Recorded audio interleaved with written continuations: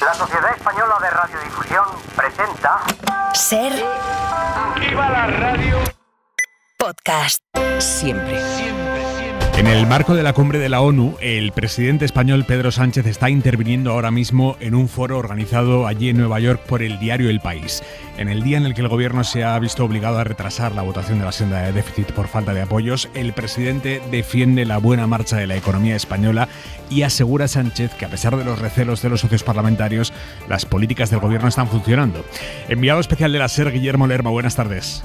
¿Qué tal, Aimar? Buenas tardes. No ha habido referencias del presidente del Gobierno a esa decisión que ha adoptado hoy el Consejo de Ministros, retrasar la votación de la senda fiscal por la falta de apoyos parlamentarios. Ante el Foro Económico Global, que como cada año organiza el Grupo Prisa junto a la Cámara de Comercio, el jefe del Ejecutivo ha dado pecho de los datos que acreditan desde su punto de vista la buena marcha de la economía. Ha hablado de las previsiones de crecimiento, de los datos del mercado laboral y ha reconocido que hay retos pendientes, como por ejemplo reforzar el estado del bienestar. En este punto ha vuelto a poner sobre la mesa una reforma fiscal para garantizar que la distribución de los recursos se hace de manera justa. Sánchez ha asegurado que todo esto demuestra que las políticas aplicadas por el Ejecutivo funcionan. España vive uno de sus mejores momentos de las últimas décadas. Y eso con una pandemia, con crisis energéticas, con guerras en Ucrania o también en Oriente Medio, pues evidentemente dice mucho del país, de sus empresarios, de sus empresarias, de los trabajadores, de las trabajadoras, de sus representantes y también de las instituciones públicas. Es un éxito de país del cual todos tendríamos que estar pues muy orgullosos.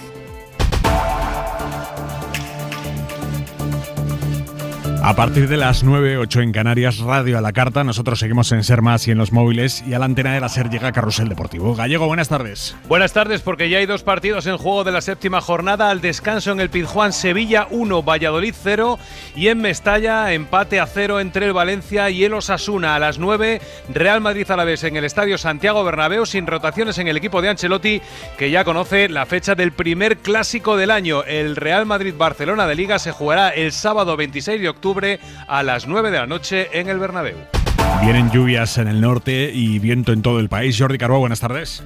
Buenas tardes. Será a partir de mañana a primeras horas cuando la lluvia empezará a caer ya con intensidad y persistencia en Galicia, especialmente en las Rías Baixas, y a lo largo de la jornada algunos chubascos alcanzarán Asturias, Castilla y León, incluso el norte de Extremadura.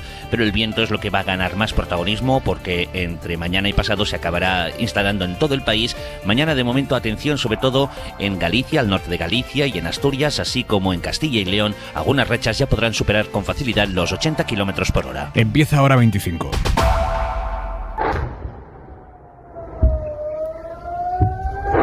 Es el sonido de los bombardeos israelíes sobre el Líbano. Los mantiene esta tarde. El ejército israelí habla de otro ataque selectivo en los suburbios de Beirut, que ha matado al menos a 6 personas, entre ellos a otro alto cargo de Hezbollah, de su división de misiles.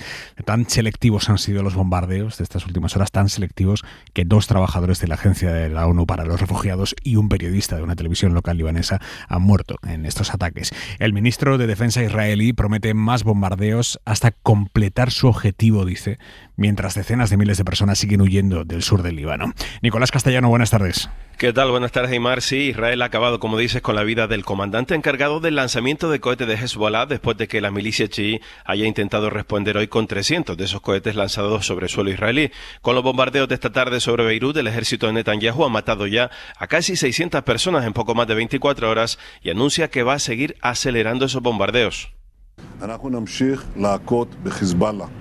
Seguiremos golpeando a Hezbollah, ha insistido desde una base de la inteligencia militar en el norte del país, donde ha señalado que quien tenga un misil en su salón y un cohete en su garaje se quedará sin casa. Bombardeos que están generando miles de desplazados, sobre todo hacia Beirut, donde Sonia, una trabajadora de Acción contra el Hambre, describía en la ventana una situación sin precedentes en 30 años. Poco a poco llegan la gente. Los refugios colectivos están desbordados, pero con el tiempo estamos logrando abrir escuelas vacías para estas familias. Escuelas como refugio. Las bombas israelíes han matado también, como señalabas, a 2 trabajadores de la Agencia de la ONU para los Refugiados en sus propias casas. An-Nur está indignada y profundamente entristecida por el asesinato de 2 queridos miembros de su familia, dice en un comunicado. Y la última hora, Aymar, es que Hezbollah asegura que ha alcanzado con cohetes y con drones una base militar naval del ejército israelí. Nico, gracias. Hasta luego. The people of Lebanon, the people of Israel and the people of the world cannot afford Lebanon to become another Gaza. El secretario general de Naciones Unidas, Antonio Guterres, ha advertido esta tarde de que ni la gente del Líbano, ni la gente de Israel, ni el mundo en general pueden permitirse que el Líbano se convierta en otra Gaza. Esto lo ha dicho Guterres al abrir el debate que se celebra desde hoy en la Asamblea General de la ONU y ha cargado contra la impunidad que impera en el mundo. The level of impunity in the world is politically indefensible. Dice Guterres que el nivel de impunidad en el mundo es políticamente indefendible y moralmente intolerable. Ante la Asamblea General hemos escuchado hoy también a Joe Biden, el presidente de Estados Unidos, que ha pronunciado su último discurso ante la ONU. Ha culpado a Hamas y a Hezbollah de ser quienes han comenzado las guerras en Gaza y Líbano.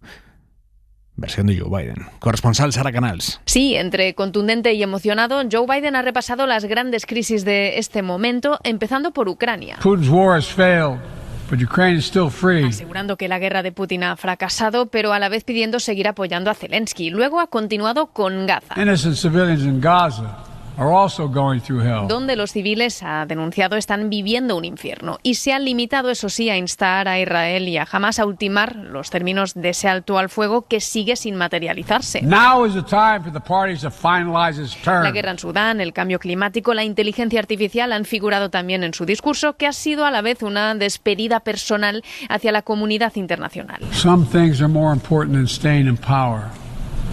It's your people.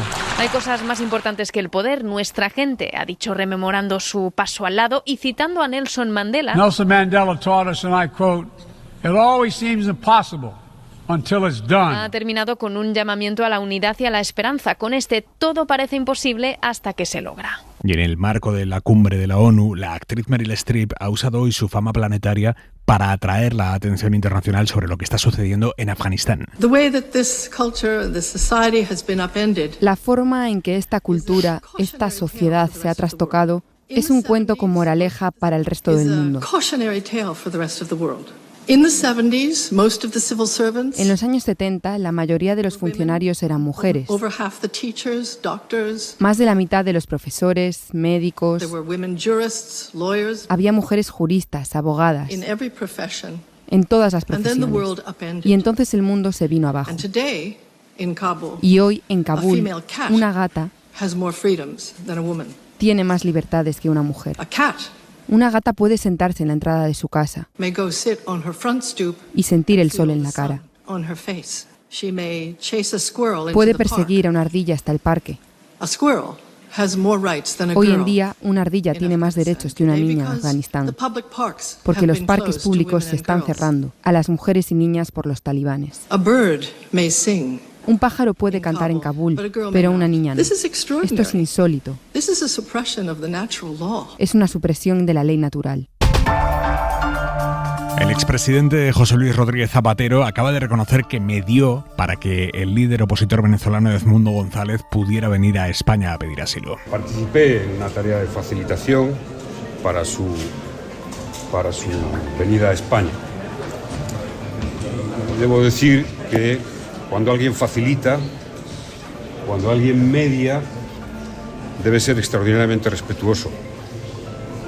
Es un derecho y un deber de mantener discreción. Y ante las críticas de quienes le achacan cierta contemporización con el chavismo, Zapatero asume que su posición de interlocutor entre las partes tiene consecuencias en su imagen pública y dice, lo asumo. En efecto que he participado en esa tarea, pero que esa tarea, para que sea útil ahora y en el futuro y en el pasado, exige la discreción. Yo sé que esto me comporta muchas críticas. Las acepto como demócrata, pero es mi punto de vista, es mi compromiso, es mi tarea. Hora 25. con Aimar Bretos. La economía española crecerá más de lo previsto tanto este año como el que viene y el siguiente, según los datos que ha actualizado hoy el Gobierno. En este 2024 la economía crecerá un 2,7%.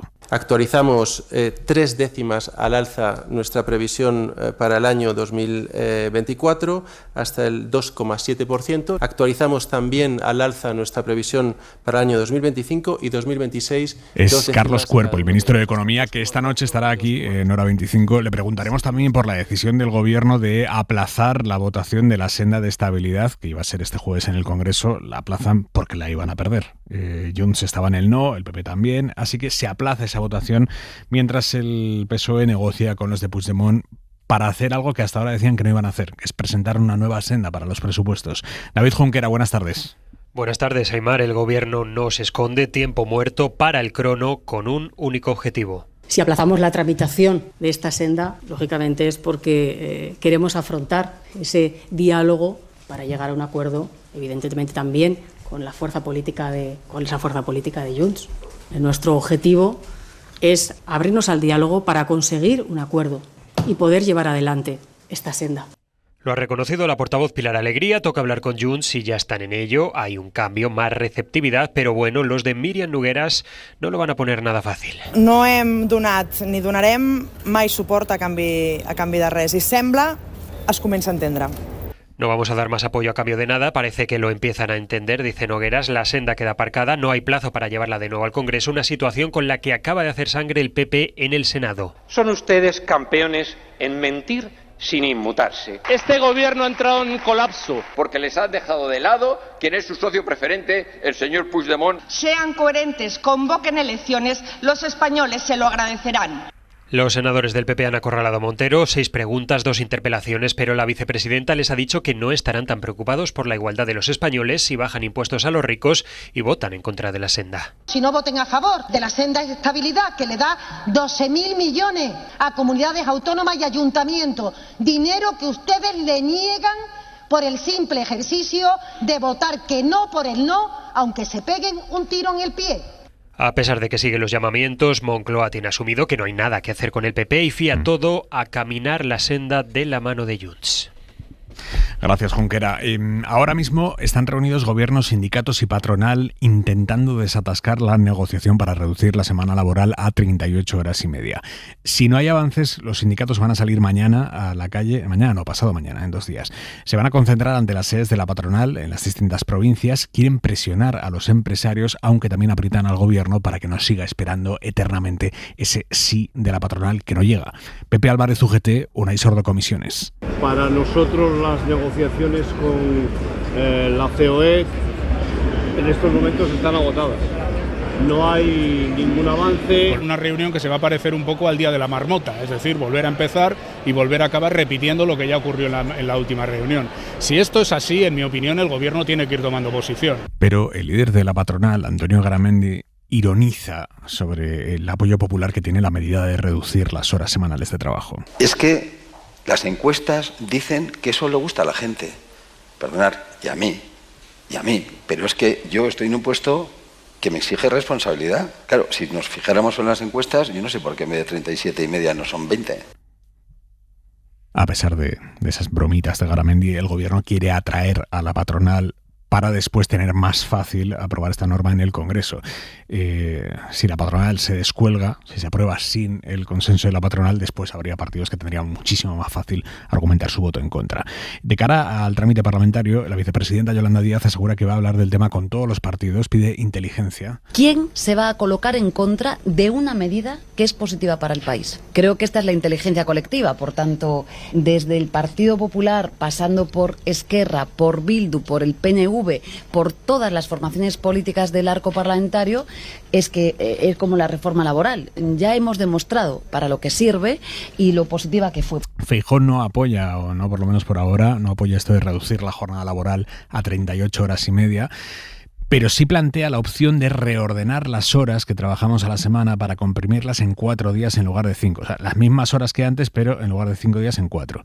Lo ha dicho en Telecinco. Estamos abiertos a que la economía española mantenga la productividad de los mejores países de la Unión Europea, de rebajar el gasto en incapacidad temporal y, si es posible, trabajando menos días a la semana, tengamos la misma productividad que si trabajamos los mismos. Eso sí, ¿cómo lo podemos hacer? ¿Podemos trabajar 9 horas y media, 4 días a la semana? En muchos sectores productivos no sería posible, pero a lo mejor en algunos sectores productivos es posible. Y acaba de estar en Radio Madrid la ministra Isabel Rodríguez celebrando el acuerdo con el Ayuntamiento de la capital, que hoy ha aprobado desbloquear la operación Campamento. Se construirán más de 10.000 viviendas en el suroeste de Madrid, la mayoría protegidas. Más allá de ese proyecto concreto, la ministra ha pedido a las comunidades que prohíban que el suelo protegido pueda liberarse pasados unos años y se pueda hacer negocio con él. Y lo más llamativo es que sobre el precio de los alquileres y ante la evidencia de que las comunidades gobernadas por el PP no quieren aplicar el tope a los precios, la ministra de Vivienda apela a la solidaridad de los caseros. Creo que España es un país solidario. Yo, como ministra de Vivienda, porque es cierto que no podemos perder la perspectiva del país que gobernamos, y en su mayor parte el parque de vivienda en alquiler en España pertenece a propietarios particulares, a pequeños propietarios. Yo lo que les pido es que se hagan cargo también de esta causa, de esta necesidad social, y que valoremos esas rentabilidades en términos sociales. Mucha suerte con esa apelación a la solidaridad de los caseros. Y el rey emérito va a publicar sus memorias, un libro de 500 páginas que va a titularse Reconciliación, según ha adelantado hoy una revista francesa, porque el libro lo van a publicar en francés, después ya veremos si también en español. Lo mejor de todo es cómo justifica Juan Carlos I la decisión de publicar su autobiografía. Dice que tiene la sensación de que le están robando su historia.